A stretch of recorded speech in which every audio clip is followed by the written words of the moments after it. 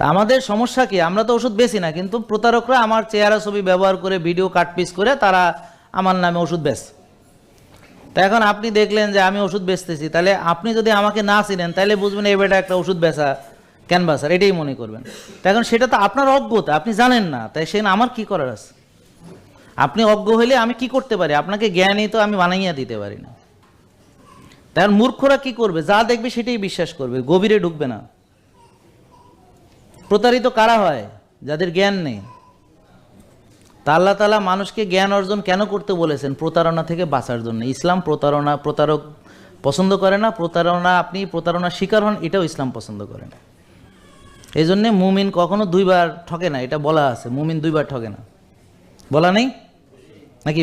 বলা আছে নাকি? না আছে। তাহলে যে ঠকে সে মুমিনও না, যে বারবার ঠকে সে মুমিনও না। তার মানে নলেজ খুব গুরুত্বপূর্ণ।